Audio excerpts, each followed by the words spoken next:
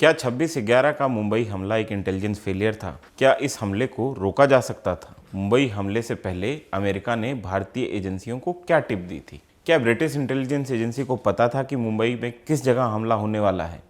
क्या मुंबई हमले को रोका जा सकता था? इन सवालों के जवाब जानेंगे आज के वीडियो में। नमस्ते, मेरा नाम है विनय सुल्तान और आप लोग देख रहे हैं news pinch.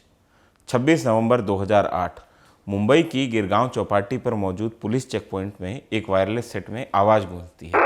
Constable Arjun Jadhav की आवाज़, और वो बताते हैं कि दो हथियारबंद आतंकी एक गाड़ी में गिरगांव चौपाटी की तरफ बढ़ रहे हैं।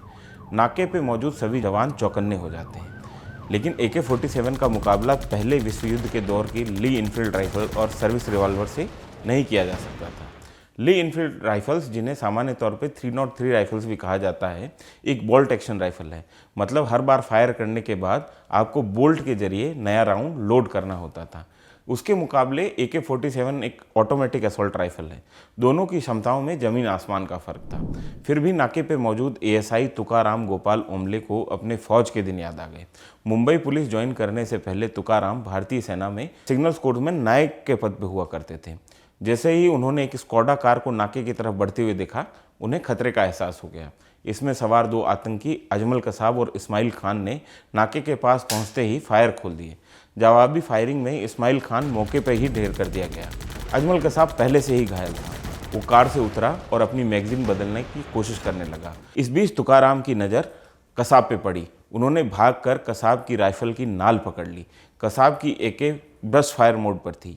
उसने जैसे ही ट्रिगर दबाया, एक के बाद एक 40 गोलियां निकली और ASI तुकाराम ओमले के शरीर में घुस गई। तुकाराम ओमले वीर गति को प्राप्त हुए, लेकिन उनके इस अदम्य साहस की वजह से बाकी लोग कसाब की गोली से बच गए। उन्होंने अपनी जान कुर्बान करके दर्जनों निर्दोष नागरिकों की जान बचा ली। इस घटना को 17 साल का वक्त गुजर गया। न्यूज़ पिंच की पूरी टीम और पूरा देश आज भी अशोक चक्र विजेता तुकाराम ओमले की इस वीरता के प्रति नतमस्तक है, उन्हें सलाम पेश करता है। लेकिन यहाँ एक सवाल यह भी है कि देश की आर्थिक राजधानी मुंबई पे इतना बड़ा आतंकवादी हमला हुआ कैसे? कैसे 10 आतंकवादियों ने मुंबई को 3 दिन तक बंधक बना के रखा? क्या इस हमले को रोका जा सकता था? इन सवालों की पड़ताल का एक सिरा हमें इस्लामाबाद ले जाता है। इस्लामाबाद में मौजूद अमेरिकन एम्बेसी में एक मोरक्कन अमेरिकन महिला दस्तक देती है। वो वहाँ मौजूद एक CIA के अफसर को बताती है कि उसका पति मुंबई में टेरर अटैक प्लान कर रहा है। महिला का नाम फैज़ा और उसके पति का नाम दाऊद सैयद गिलानी उर्फ डेविड कॉलमैन हेडली। इंटेलिजेंस की दुनिया में मुंबई हमले को लेकर ये पहली आहट थी। हेडली किसी दौर में अमेरिकी ड्रग एनफोर्समेंट एजेंसी का खबरी हुआ करता था, लेकिन बाद में उसने लश्कर ज्वाइन कर ली और लश्कर के लिए काम करना शुरू कर दिया। 2007 से 8 के बीच उसने मुंबई की 5 बार यात्राएं की। यहाँ पर उसने उन जगहों की रेकी की जहाँ बाद में हमला किया जाना था। लेकिन अकेली CIA नहीं थी जिसके पास मुंबई में संभावित हमले की इंटेलिजेंस मौजूद थी। सितंबर 2008 ब्रिटिश इंटेलिजेंस एजेंसी ने लश्कर के एक आतंकवादी को सर्विलांस पर लिया। नाम था जर्रार शाह। शाह LAT की कम्युनिकेशन विंग का हेड हुआ करता था। वो गूगल अर्थ और विकीमीडिया के जरिए उन जगहों की रेकी कर रहा था जहां पे आतंकवादी हमला होना था। इसके अलावा वो गुजरात और मुंबई की कोस्ट लाइन की मैपिंग में भी लगा हुआ था। सितंबर 2008 में ही उसने अमेरिका के न्यू जर्सी से VoIP या वॉइस ओवर इंटरनेट प्रोटोकॉल खरीदा था। साधारण शब्दों में समझे तो ये उस दौर का VPN हुआ करता था। इसके जरिए जो कॉल कर रहा आदमी है उसकी लोकेशन ट्रेस करना असंभव या मुश्किल हो जाता था। हमले के 2 दिन पहले उसने कराची में एक कंट्रोल रूम बनाया। जर्रार शाह ही वो आदमी था जो हमले के दौरान सैटेलाइट फ़ोन के जरिए लगातार आतंकवादियों से संपर्क बनाए हुए था, उन्हें निर्देश दे रहा था। ऐसा नहीं था कि मुंबई में संभावित आतंकी हमले को लेके इनपुट CIA या ब्रिटिश इंटेलिजेंस एजेंसी के पास ही मौजूद थे। भारतीय इंटेलिजेंस एजेंसियों के पास में भी मुंबई हमले को लेकर पर्याप्त इनपुट मौजूद थे। लश्कर सर्किल में लगातार किसी बड़े आतंकवादी हमले के ऊपर बातचीत चल रही थी। इसके इनपुट भी भारतीय इंटेलिजेंस एजेंसीज के पास आ रहे थे। इसके अलावा इन्वेस्टिगेटिव जर्नलिस्ट एड्रियन लेवी और कैथी स्कॉट क्लार्क ने मुंबई हमले के ऊपर एक लंबी किताब लिखी है। किताब का नाम है the siege 68 hour inside the Taj hotel.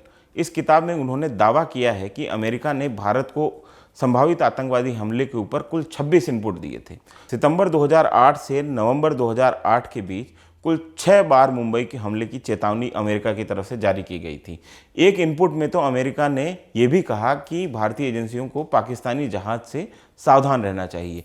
मतलब अमेरिकन एजेंसियों के पास में ये इनपुट था कि समुद्री रास्ते से आतंकवादी हमला होने वाला है। इतना ही नहीं, जब ये 10 आतंकवादी मुंबई में समुद्र के किनारे उतरे तो स्थानीय मछुआरों ने इनसे पूछताछ की, लेकिन इन आतंकवादियों ने स्थानीय मछुआरों को कहा कि वो अपने काम से काम रखें।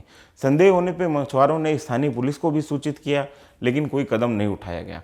बाद में तत्कालीन एनएसए एम.के. नारायणन ने मीडिया को दिए बयान में माना कि भारत के पास संभावित आतंकवादी हमले का इंटेलिजेंस थी, लेकिन हमला कहाँ और किस जगह होना है इसकी जानकारी इंटेलिजेंस एजेंसियों के पास में कोई ठोस जानकारी इसके बारे में नहीं थी।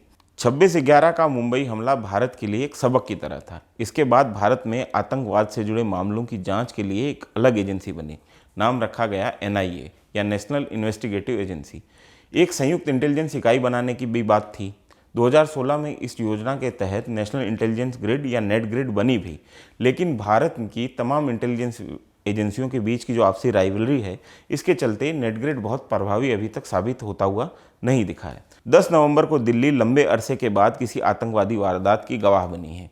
एक आतंकी पोस्टर की जांच के चलते एक बड़े आतंकी षड्यंत्र का खुलासा हो पाया। अगर ऐसा नहीं होता तो संभावित आतंकी हमला कितना बड़ा हो सकता था, ये सोचकर रोंगटे खड़े हो जाते हैं। दिल्ली टेरर अटैक में जम्मू कश्मीर पुलिस की पहलकदमी के चलते हम इस बड़े हादसे को एक हद तक रोकने में कामयाब भी हुए, लेकिन हर बार हम इतने खुशनसीब नहीं हो सकते हैं। मुंबई हमले से पहले हमने अपने गार्ड्स डाउन किए हुए थे। पाकिस्तान के साथ डिप्लोमेटिक चैनल से बातचीत जारी थी। प्रिजनर एक्सचेंज की बात हो रही थी।